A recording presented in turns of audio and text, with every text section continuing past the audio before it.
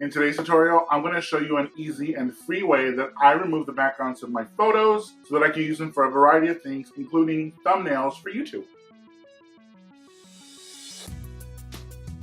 Hi friends, welcome back to So Obvious. I'm Apollinar. So when making videos for YouTube, one of the most important things you have to do is consider your thumbnail. A lot of the more successful videos are ones that have thumbnails that are clear and concise and tell you exactly what's in them.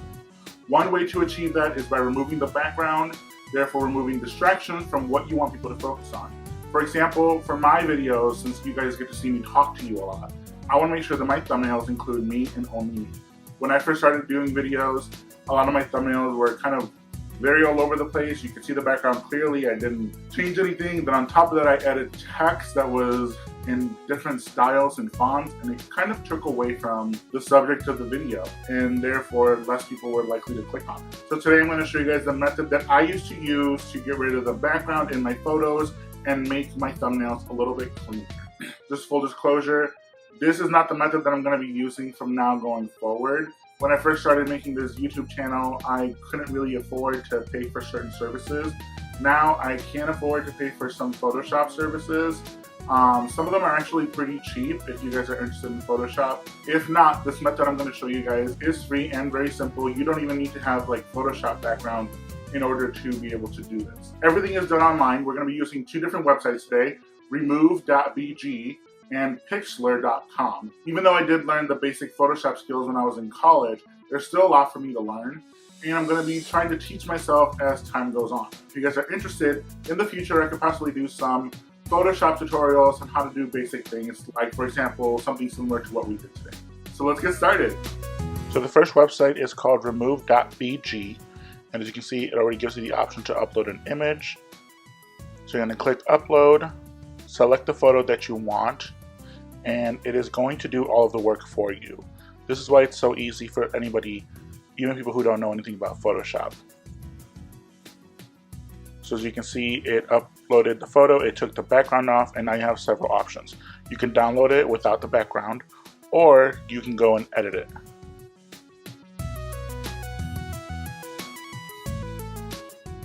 When you choose to edit, you have several options as well. You can do backgrounds, or you can do an erase and restore. So we're going to go into the erase and restore option. Here, sometimes it's hard for the computer to pick up the background and distinguish it from the person. So it will erase certain parts that are supposed to be there, and it'll include certain parts that aren't.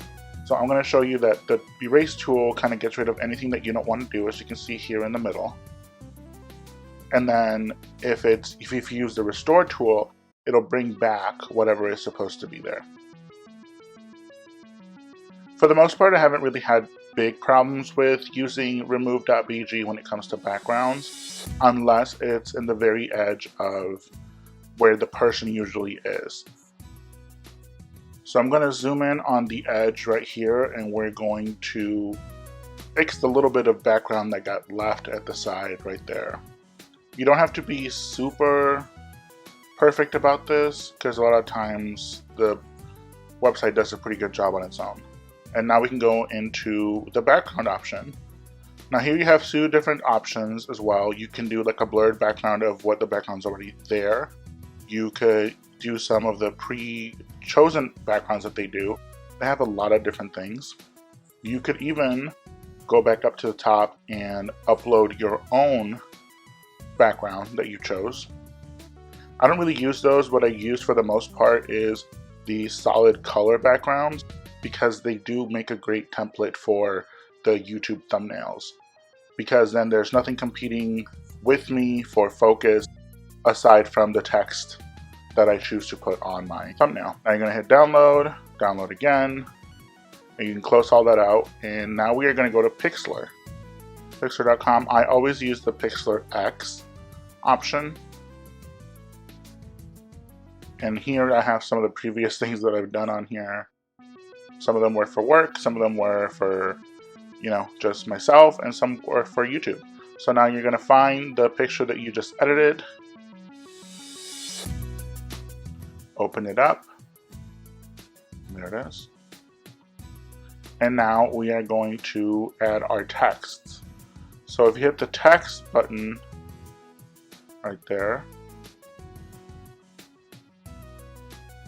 And then we're gonna go and hit over on the side where you see all that writing right here. Highlight it, delete that, type in whatever you want to put. I'm just gonna put how to ... And you can change, you know, where you align the text, what, if you want it bold or not, the font. There's a lot of cool fonts here, but I would stick to some of the more simple ones because they are easier to read. You got to consider that everyone's using their phone, so the easier it is to read, the better. Here you can choose different colors.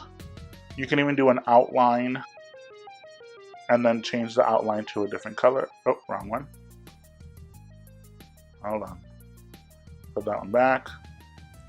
Down here is where you choose the outline that you want. I do outlines a lot, especially because if I'm putting the text over my own body like I am right here, sometimes having it outlined in a gray, black, or white does make it stand out a little bit more because it gives a little bit of a background. Once you decide all that, you can go ahead, close that out, hit save, and you have your thumbnail. Always make sure to name it something so it doesn't get lost, so it's not just a bunch of random letters and numbers. Now, the only problem that I really have with using these websites is that the dimensions aren't very big on the final work. So we'll go back to Removebg. The only options you have is to download it here, which is 461 by 541. There is a high resolution option underneath it, but you usually get one free one when you register, or you have to pay for it. So I'm going to show you guys the pricing to show you why I personally don't buy it. So if you want a monthly subscription plan, the smallest one is $9 and it only gives you 40 credits. That means you can only edit 40 pictures at high resolution. That seems like not a lot. And it gets worse if you do the pay-as-you-go, because that's one credit is $1.99. So if you are at a point where you want to purchase something, then I would recommend that you probably just purchase Photoshop. Because right now, I think it's $10 and you get Photoshop and Lightroom and a few other Adobe Suite things, but I don't use them, so I don't really pay attention to them. Unless you want to pay per one. Anyway, you hit save, you download it, and then you are ready to upload it to your thumbnail. If you like today's video, make sure that you like, comment, share, subscribe, and ring the bell. You can also follow me on Instagram on @apolylook. There, I post some of my upcoming projects and any videos that I'll be working on here. If you didn't like today's video, then hit the dislike button. Duh, that's what it's there for. Okay, bye!